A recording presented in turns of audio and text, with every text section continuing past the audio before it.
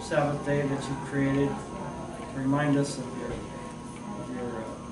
power of creation and what you're able to do. How you can take nothing and make something out of it.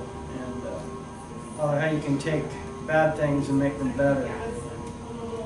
How you've taken sin and given us more abounding grace to conquer that sin.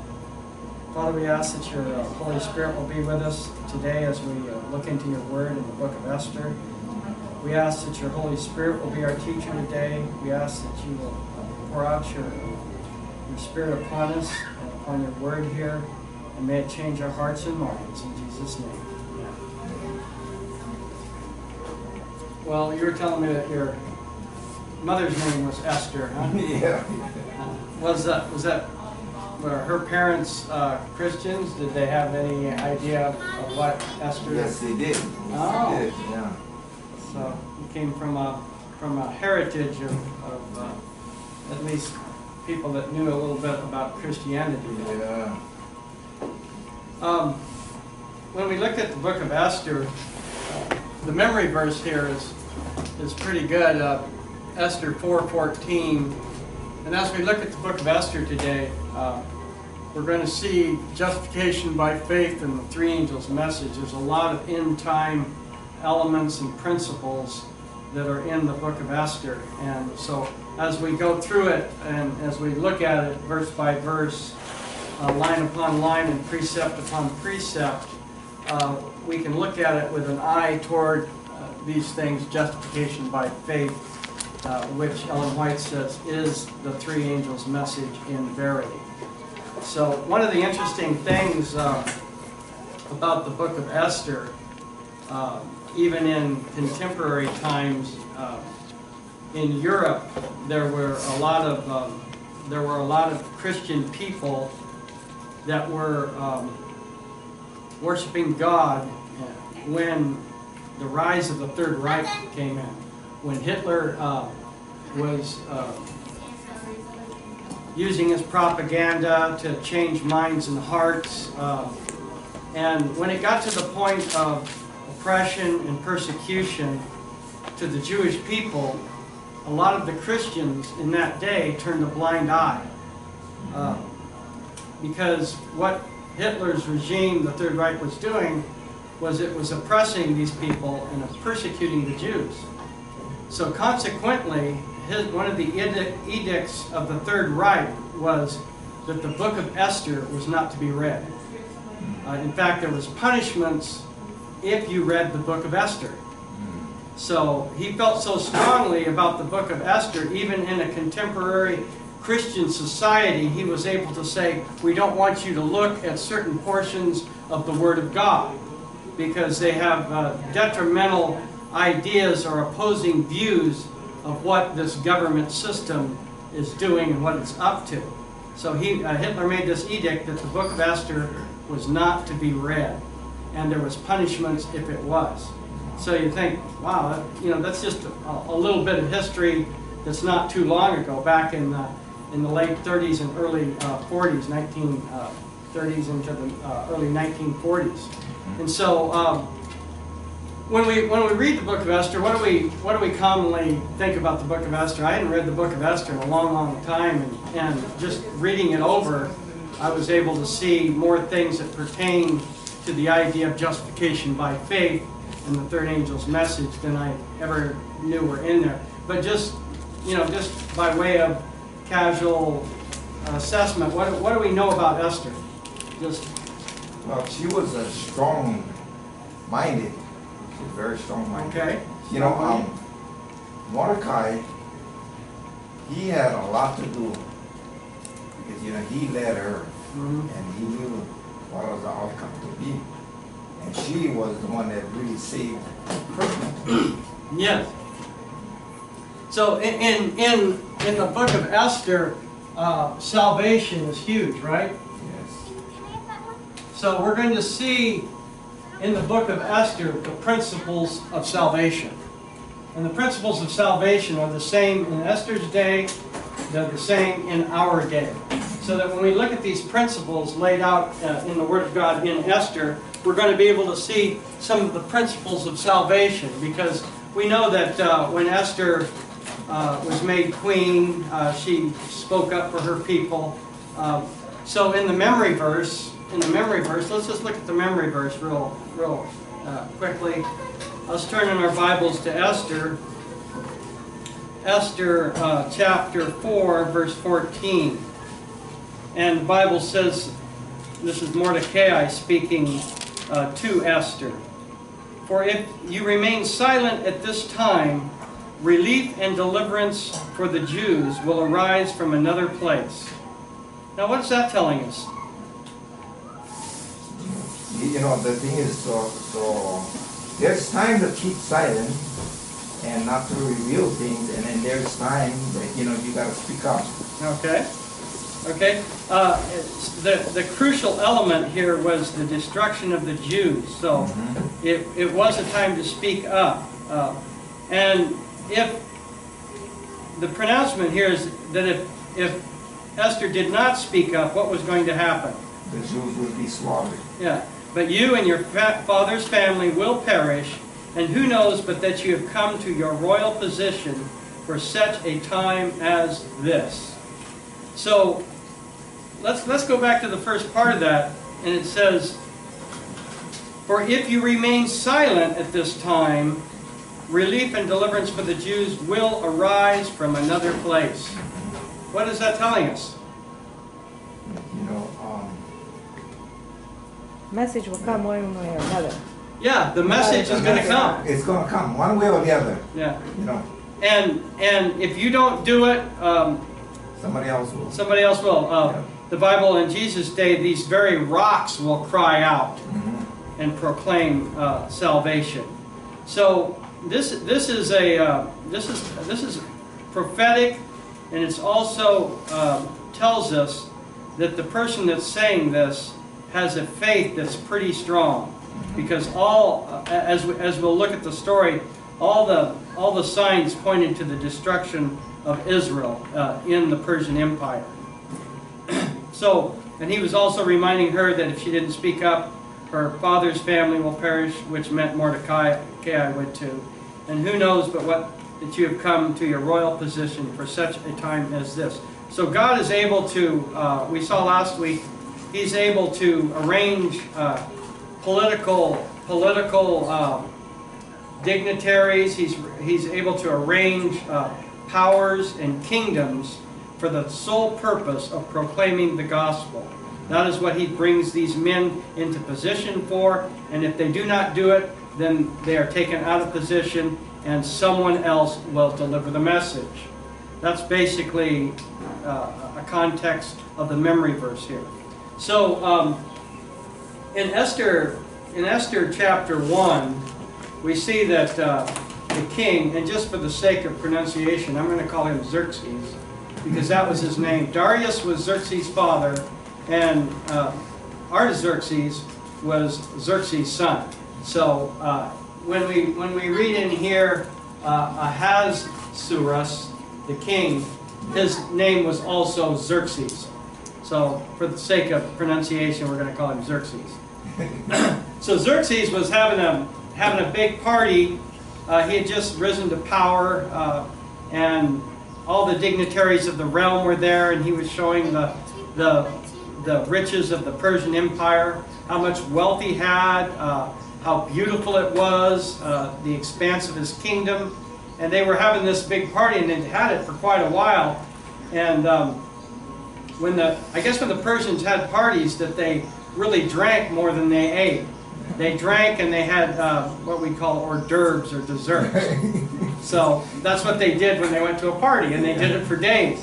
And it said, yeah, it says in the Bible here that when Xerxes was well marinated, that he called for his queen Vashti, and it says Vashti was very, very beautiful. And so in the showing of all of his beauty and wealth in Persia, he also wanted to bring the queen in. And at that time, the Persian men were partying in one banquet hall, and the dignitaries' wives and the queen were over here in another banquet hall, carrying on this feast. And so there was men and women. They were separated. So Xerxes told his eunuchs, go get the queen and tell her that I want her to come in here because I want to show everybody how beautiful she is. Because she is a looker, and I want people to be, you know, amazed at this. And Vashti's declined. Yeah. She says, no, I'm not going to do that. Now when you think about that, okay, here's a bunch of drunken men, and here's the king wanting his wife to come in and show everybody the beauty of his wife, all these drunken men. Do you think that that was a good idea for Vashti to decline? No, because they're all intoxicated. Yeah, it wasn't a good idea, was it? Yeah, but Ahasuerus, he wanted to show her off, just like he showed off his wealth and everything, you know, what he built up. Mm-hmm. But, you know, he got angry because of that. Yeah. So, the lesson asks the question, here it says, what things about this story are hard to understand from our perspective today? And as we look at this, this story actually is the foundation and paves the way for the salvation of the Jews. Because what it is, it was a righteous act by Queen Vashti not to go in. That was the right thing to do. And that paved the way for more righteous acts and salvation. So even though Vashti was pretty much taken out of being the queen, she wasn't killed or anything like that, but she was just removed from being the queen. Yeah. And so we can see the story that, you know, because of the righteous acts of some, other righteous acts will be able to be perpetuated. And God uses righteous acts, no matter how small, to advance His cause. And so Vashti was actually the springboard, which actually saved the Jews. Yes. Because if she wouldn't have stepped, well, she declined. But if she wasn't removed from her position, Esther wouldn't have got into that position, Yeah. which she ended up. And Haman would have been able to because do Haman his had thing. that plot already, and he just didn't like Mordecai because, you know, he didn't bow to him, and he was angry.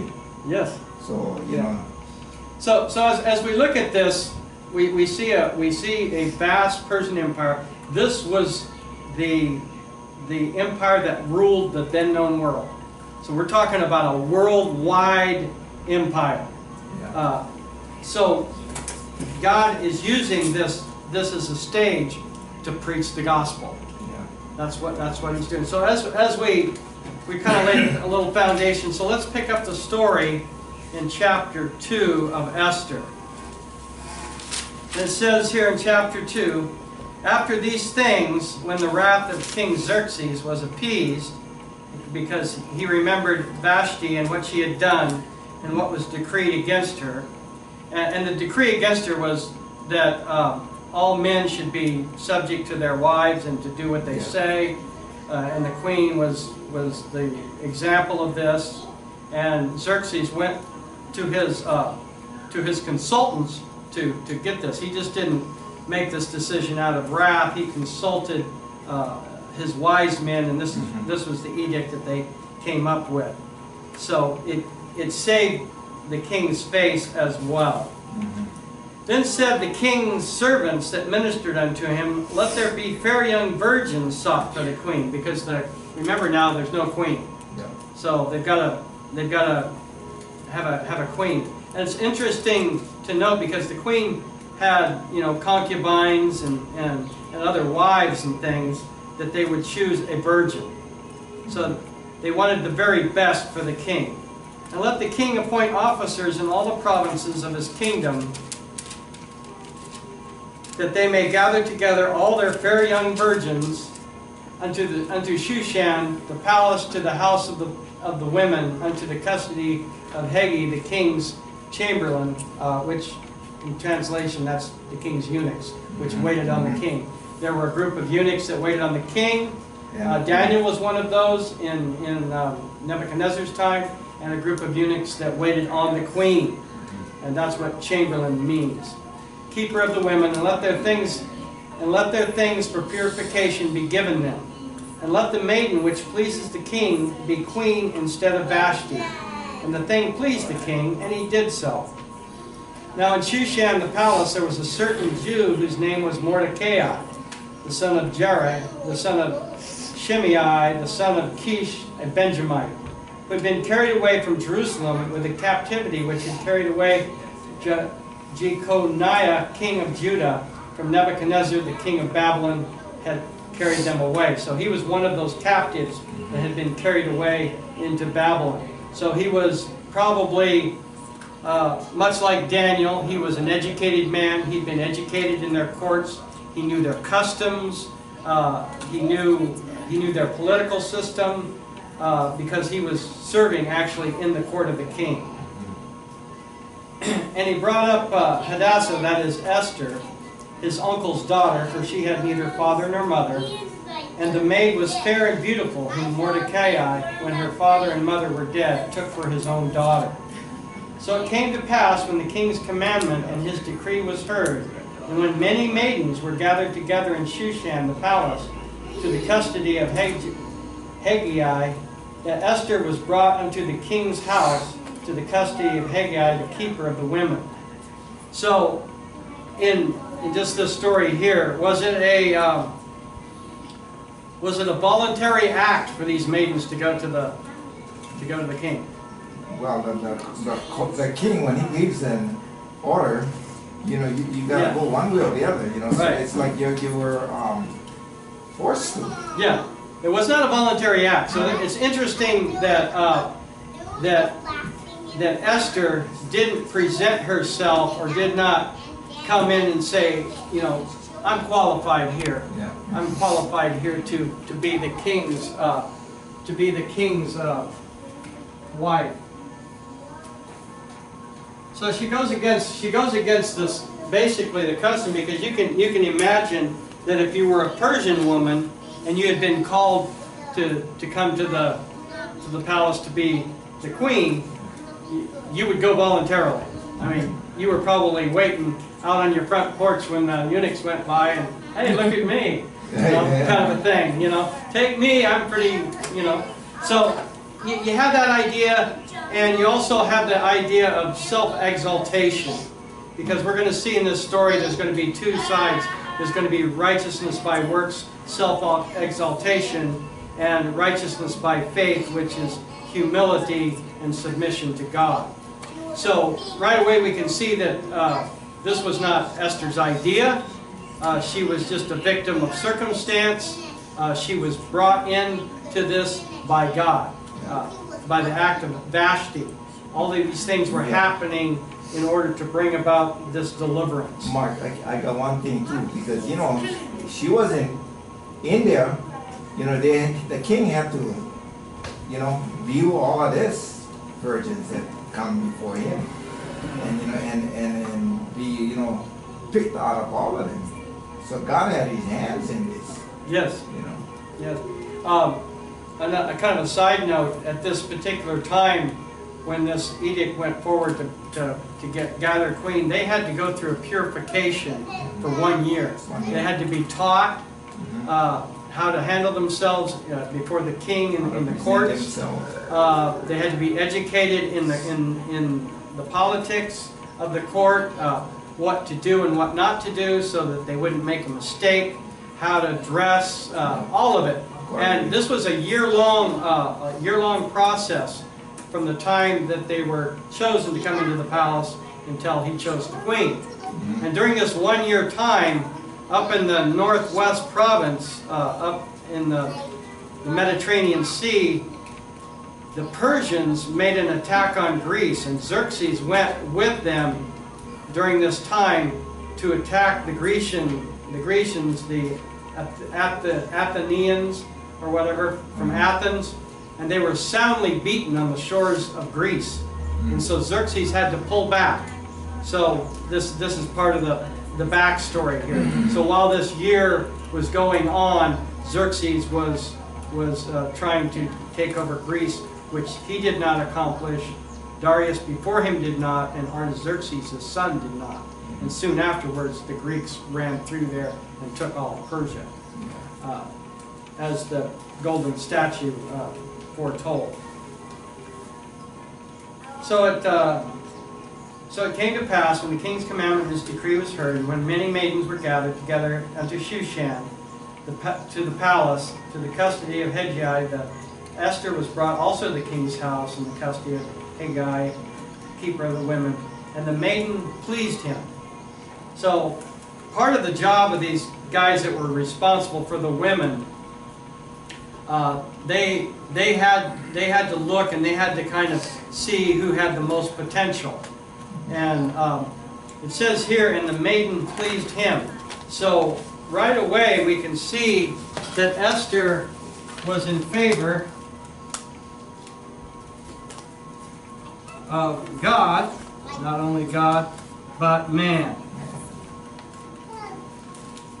So part of the ability, or the God-given ability to a person in order to be a good evangelist, is they have to be in favor with God and man.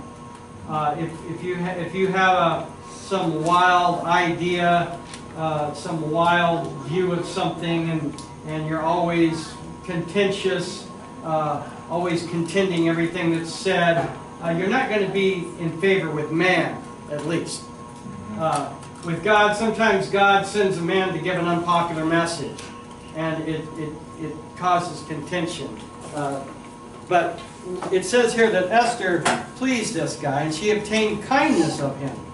And he speedily gave her things for purification with such things as belonged to her, and 7 maidens which were meet to given her out of the king's house. And he preferred her and her maids unto the best place of the house of the women.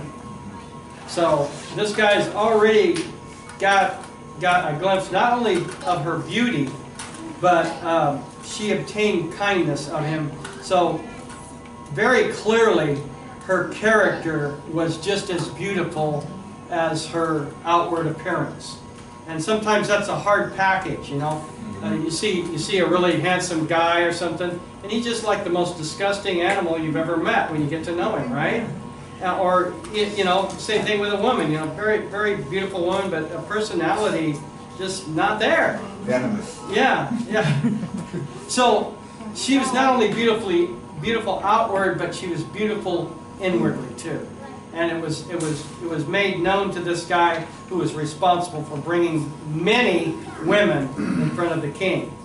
So Esther had this special place already in the king's heart, because he was in the king's man's heart. Esther had not showed her people nor her kindred, for Mordecai had charged her that she should not show it. So Mordecai, it's verse 10 of chapter 2. So Mordecai had told Esther not to tell people she was a Jew. Yeah. Because, you know, in that realm, Persians and Arabs and Jewish people, they're all similar. They look similar. There's not probably a defining thing. Oh, right away we know they're a Jew just by looking at them, or a Persian, or, you know, Palestinian, or whatever.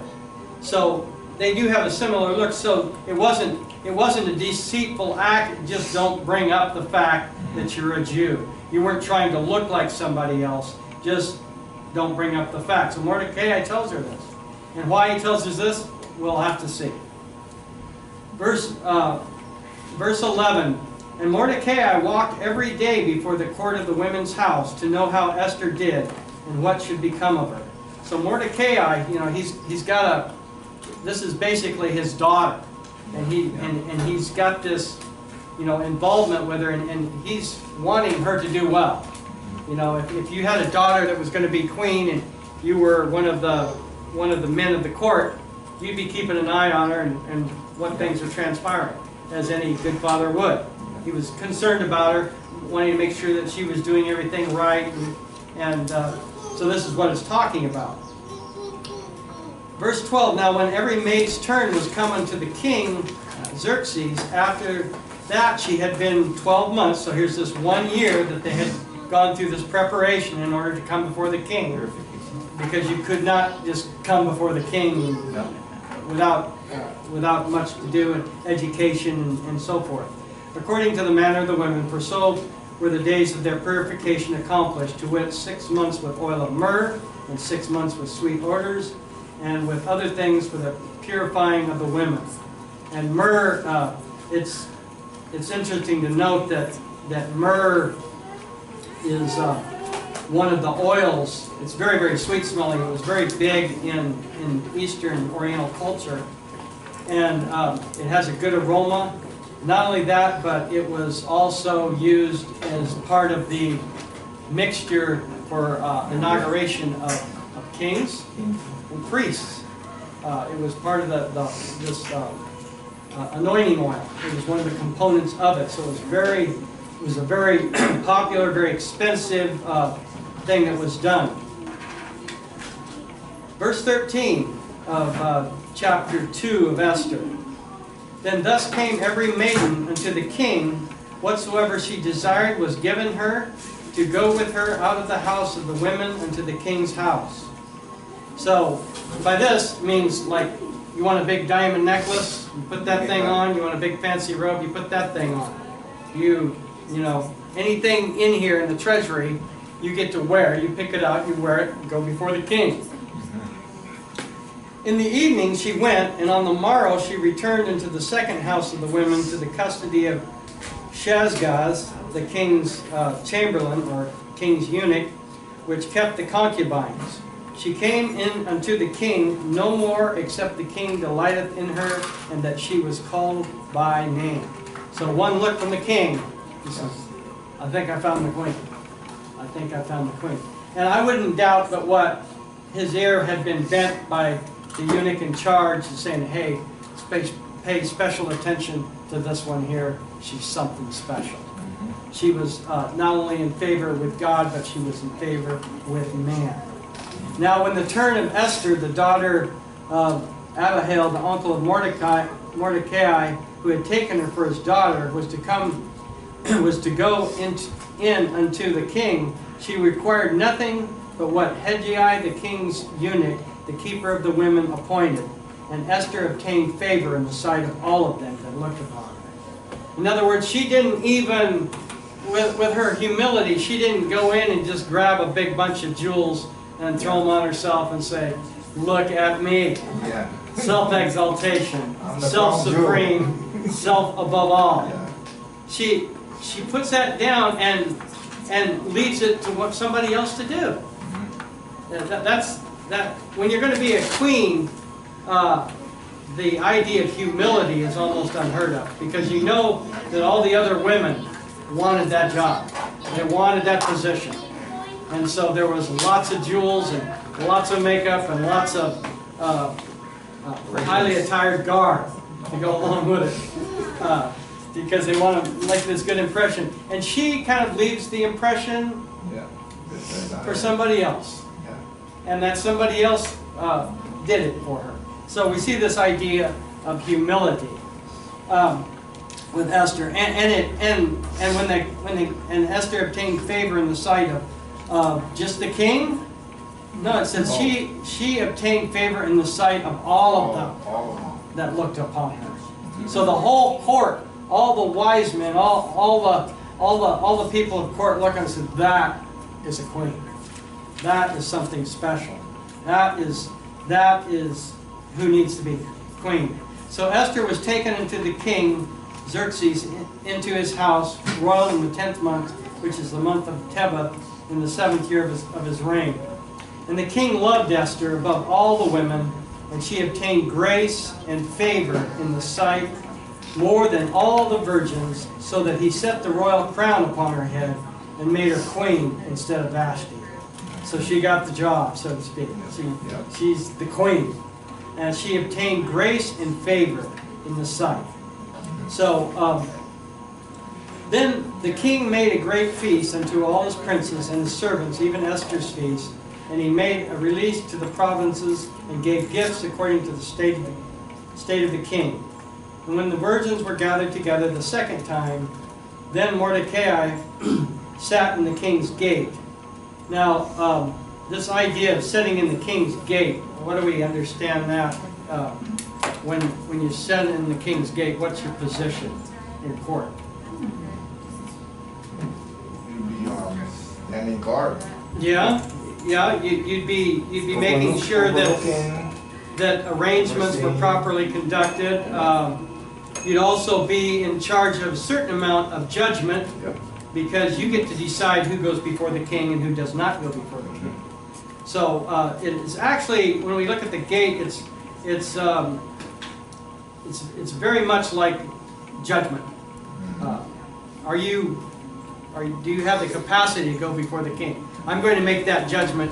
You've got to go through me. You'll never get to the king unless you go through this gate. So it's a gate of judgment. So that's interesting to note, that whenever we read that in the Bible, that's kind of what's alluded to here. So what would his title be then? He was gatekeeper, or?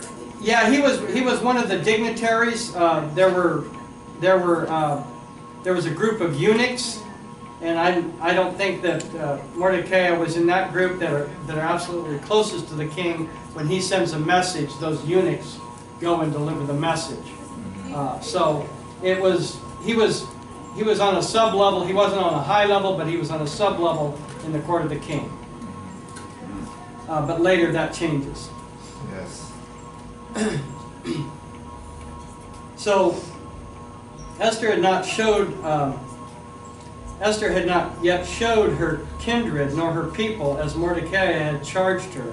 For Esther did the commandment of Mordecai, like as when she was brought up with him. So still she's got this secret, right? She hasn't told him that she's a Jew. She didn't reveal it. Yeah, she hasn't revealed it. In those days, while Mordecai sat in the king's gate, two of the king's eunuchs, Bigthan and Teresh, of those which kept the door, were wroth and sought to lay hands on the king Xerxes. So here's two guys that are basically the top servants of the king, and they are conspiring to kill the king. How did he overhear that? They're the gatekeepers then. Well, these guys. Mordecai's more of a court official. Yeah, but they were the ones that went and gave messages. And if the king told one of his eunuchs, "I need to see so and so," the eunuchs went and got so and so and brought them to him. So they were actually above that. They were actually at a higher level than a gatekeeper. But it says in here that they kept the door. You could almost say that they were the king's personal bodyguards. Oh. Whenever he went, these guys were with him. They were the muscle. These guys. I think when I was reading that, it's like somebody is a keeper of the gate, and of course, these two culprits, they were at the doorway. I would think, and that's how, word got out that, they wanted to eliminate. Who else was at the gate? Mordecai. So he overheard him when he was around the corner or something. Yeah. Huh? He was very, that was part of Mordecai's job. Yeah. As a judgment of who should come and go. So he knows to screen that whoever comes before the politically he knows everything. Yeah. And he knows a lot more than just what's going on in the court as well. Because when people came to see the king, you can imagine, just for the sake of explanation, you can imagine a group of people that have grievances, and there's a whole line of them. I mean, we can see this in early presidents of the United States. In Abraham Lincoln, there was always a big line of people wanting to come in and get a judgment from Lincoln. So the hallway was filled with people every day when Lincoln was there. The hallway in the gate of the king was filled every day with people coming to the king, wanting this or that, putting up their grievances. So Mordecai would know the hubbub of who's mad, who wants this, who wants so and so. He would know all that stuff. So it's not a stretch of the imagination for Mordecai to know what these guys were up to. Because we didn't necessarily overhear him. So just so the matter became known to him because of his place there. Yes. Yes. And they have to take, certain procedures to enter the king's chamber. Yes. They cannot just go about and be in his presence. No. In fact, that shows up a little later as well in the story. Yeah. Verse 22, and the thing was known to Mordecai, who told it to Esther the queen, and Esther certified the king thereof in Mordecai's name. See the sequence there? That's the message Yeah. down to the queen is Right. and that was the king. Right. So he followed procedure. He followed the procedure, and kind of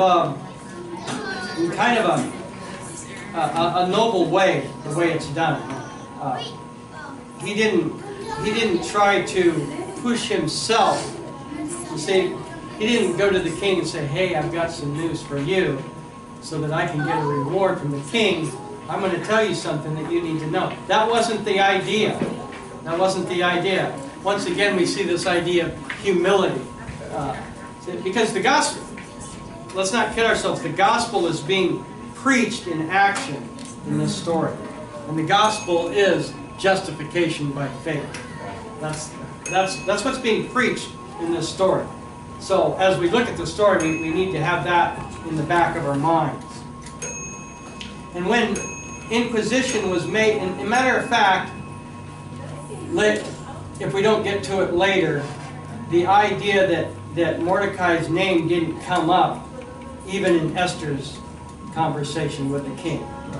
Because later, remember, the king couldn't sleep, and he had to go back and look at the records, because I doubt if Esther mentioned Mordecai. So the idea of politics here goes right out the window. There's no politics. Esther didn't push herself to be queen. She was gathered up and presented as the queen. Mordecai didn't come to the king and say, "Hey, thus and so, reward me." Esther didn't even mention his name. So there was this self-abasement, this putting away of self, this humility that's shown. And these guys, when they see this, when they hear about it, it makes an impression upon their minds, because the whole world is like that. Yes. In verse 22, Yes. doesn't it say Esther informed the king in Mordecai's name? Oh yeah, you're right. Yeah. But Yeah, the thing is, Yeah. the thing is, Mordecai, he knew you gotta go through the chain of command, before you get up to the king. So he kind of brought this to Esther's attention, which in turn told the king. Okay. In regards to that, therefore, in Mordecai's name, let's hold on to that thought, and when we get later on, we'll be able to figure that one out, because there's something that happens later on, and we can come back to this and see if that was a universal idea or a personal idea. In other words, did it personally come from him, or did it come from the court and the scribes and the court as general, who Mordecai was a part of? And when the inquisition was made of the matter, it was found out, therefore, they were both hanged on a tree, and it was written in the book of the Chronicles before the king. So this whole process, this whole chain of events was written down and chronicled by the scribes, and it was written down before the king. So that thing was charged. It was written down and known. It was not to go away. Okay, chapter 3. After these things did King Xerxes promote Haman. Now enter Haman the son of Hammedatha the Agagite, and advanced him, and set his seat above all the princes that were with him. And all the king's servants that were in the king's gate bowed and reverenced Haman, for the king had so commanded concerning him. But Mordecai bowed not, nor did him reverence. Okay, so right away we have this self-exaltation, and it's important to note that when the Bible gives a genealogy of somebody, and it gives you a broader view of what thing may happen, or why they did what they did. And Haman was a descendant of Agagite, which is Amalekites. Okay, so Haman was a descendant of the Amalekites, which Saul made war with in his term as king. And so there was always this tension, this war between the Philistines and the Israelites. So Haman was of the heritage of the Philistines. So he knew about Jews. He knew that he didn't like Jews because they were at war, constantly killing each other, going back and forth. So this is the heritage of Haman. So as we look at this, let's keep that in mind. And it says here that Mordecai bowed not, nor did him reverence. So the king commanded that Haman was to be like the second in charge. What do they call that? Second in charge. Yeah, second in charge. What was Daniel? Like, I don't know. What? There's a word. It maybe come back to me. There's a title. Anyway, he's second in charge. Let's go with that. But that means that he's second only to the king. So he's high up. And the king made him. He made him that. Put him in that position, yeah. Yeah. And it says, so all the king's servants that were in the king's gate bowed and reverenced Haman, for the king had so commanded concerning him. But Mordecai didn't do it, and he didn't even give him reverence. If you are in a position of authority, and you're in a position of authority in a corporation, and one of the underlings doesn't see you as all that, that's going to cause problems, isn't it? Yeah. Does that cause problems? How many think that would cause problems? It's called a big problem. How many have ever been that problem? If you've been that problem, you have a first-hand knowledge of what's going on here. Yes. Because this authority figure was given to him by a man. Okay? It wasn't given to him by God. It was given to him by man. And Mordecai was a Jew. He knew the Bible. He knew the covenant that was promised to Abraham. He knew the whole plan of salvation. And by not doing this, by not giving subservience to an authority in this corporation or in this kingdom, or in let's even take it to the Catholic Church, since we're talking about the three angels' message. The Catholic Church has made man the authority over God, hasn't he? They forgave sin.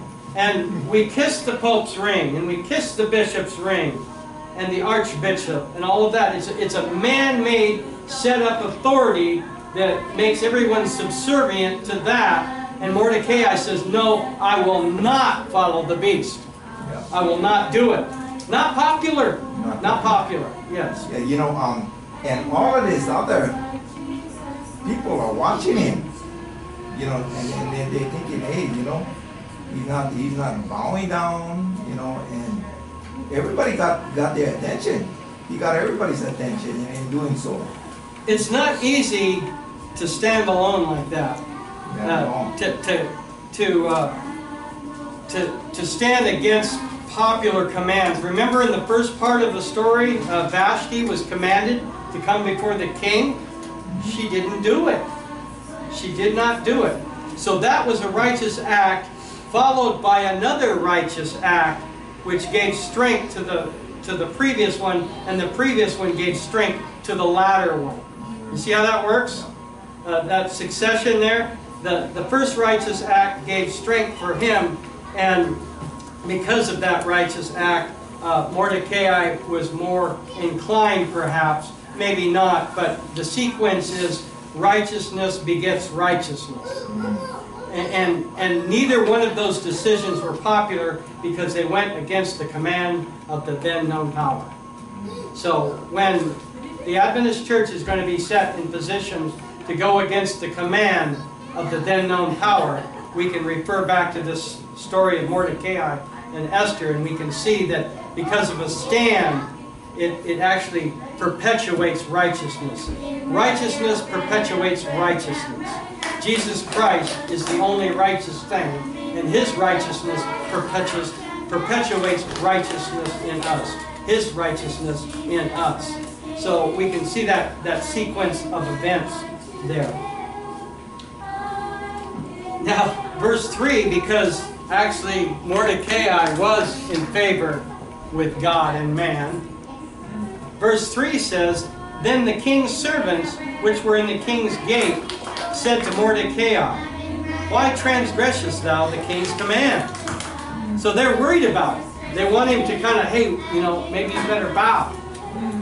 So his friends, his other people in the service of the king who liked him, because if you didn't like the guy and if you didn't think that he was standing for something worthwhile, you wouldn't have even gone to him and said, hey, you know, just let him die. That's what you'd say. So he was well thought of in the court. Now verse 4, Now it came to pass when they spake daily unto him, and he hearkened not unto them, so he didn't take their advice, they told Haman to see whether Mordecai's matters would stand, for he had told them that he was a Jew.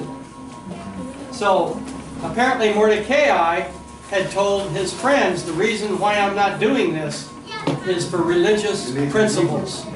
I'm a Jew. I have religious principles that are held in higher esteem by me than man's idea of what I should do. So the religious principles is very much comes into play here, because he told them that he was a Jew. Verse 5, And when Haman saw that Mordecai bowed not, nor did him reverence, then was Haman full of wrath. Why was Haman full of wrath again? Because he does not have recognition, like I'm of a high authority. Yeah. And whose authority was that again? Man's authority. Yeah. So, right away we're seeing a standard set that God's authority is above man's. Now in the Persian Empire, the Persians were very, very lax when it came to making people worship like they did. They would let the people have have their own religious system. In the Persian Empire, go ahead and worship whatever god you want, because they had so many gods. Each little town had their own god. So they were very affable to the idea of someone having, you know, worship, and they allowed them to do it. And a religious belief. Yeah, they allowed them to do it. So in a sense, the Persian Empire was tolerant of religious liberty. They were. So this otherwise Mordecai would have probably never been able to be in the court. But anyway, here the Persians, you know, didn't demand strict worship to one single god. And when Haman saw that Mordecai bowed not nor did him reverence, then was Haman full of wrath. And he thought scorn to lay hands on Mordecai alone, for they had showed him the people of Mordecai, wherefore Haman sought to destroy all the Jews that were throughout the whole kingdom of Xerxes, even the people of Mordecai. So this hatred goes beyond just a personal agenda. You want to get rid of everybody else that believes like them. The whole nationality. Yeah. Eliminate them. Get rid of them. And now we can see a little bit why Hitler prohibited the reading of the book of Esther in the Third Reich. You did? Yes. He said, you cannot read it. If you do read it and are caught, you will be punished. No way. Yeah. And you see why as you go through the story. Yeah. Yes. 5 more minutes. Okay. We're going to, what time is it? Almost 10:35. Almost 10:35. Well, in case I forget, next week they're having convocation Hilo. But we're gonna open up this room for Sabbath school for all of those that don't go to Hilo for the convocation.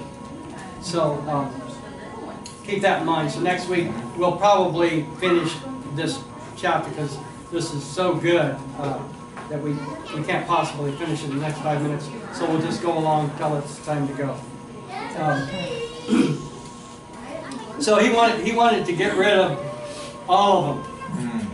In the first month, that is the month of Nisan, in the 12th year of King Xerxes, they cast pur, that is the lot, before Haman from day to day and from month to month to the 12th month, that is the month of Adar, which is March. And Haman said unto the king Xerxes, there is a certain people scattered abroad and dispersed among the people in all the provinces of the kingdom, and their law, catch this, their law are diverse from all people, neither keep they the king's laws, therefore it is not for the king's profit to suffer them.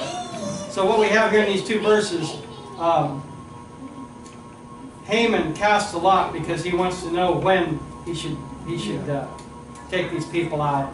And he goes before the king and he says, these people are keeping a different law. Because, do you see the third angel's message in this? These people are keeping a different law. This Sabbath thing is going to come into focus here. These people are keeping a different law. We have the law of the kingdom, the law set up by man and pushed by man, and we have this other law that these other people keep, and so therefore we need to get rid of them. They're different from our laws. Their people are different. They haven't come into unity with us. You'll hear a lot about unity in the phraseology of the papacy, especially recently. We want to unify the Protestants with the Catholics. It doesn't matter about doctrine. We just need to all become brothers in Christ. So you hear it in our church. Yes. So yeah, when you hear that, you know where that's coming from. Yeah. That same mindset. So when you read the Bible, these things become fairly clear. Verse 9, if it please the king, let it be written that they may be destroyed. And I will pay 10,000 talents of silver to the hands of those that have the charge of the business to bring it into the king's treasuries. So not only am I in the second in command, and I have grabbed a hold of the power of the government to kill the religious sect that's not keeping the laws according to me, but I'm also going to fill the treasury as a bribe. When you count this up, 10,000 talents of silver, it's $6.5 million. He's going to put that into the king's treasury. I'm not so sure in reading the story that the king accepted it, because when he was in Greece, he was paid to leave and wouldn't leave. So I don't know. But the fact is, in the three angels' message, there's going to come a time when this same kind of thing will manifest itself. Because one of the key things to remember about persecuting, slandering somebody. First, you slander. I mean, they're not unifying with us. They have different belief system. They have a different way of thinking. But all that is just the lead up, and it's part of the process called persecution, and it's the lead up to the eradication of the perceived problem. That's what it always and ever will always lead to. So when you see these things, know that the end is coming soon. And we see these things now. And we know that the end of it is the eradication of that group of people that believe like that. So we can see little microcosms in corporations and churches, in administrative governments, of the same idea of the mind of Satan usurped against the mind of Christ. So, is that it? Okay, that's it. Jeff, would you like to have closing prayer? Yes. As far as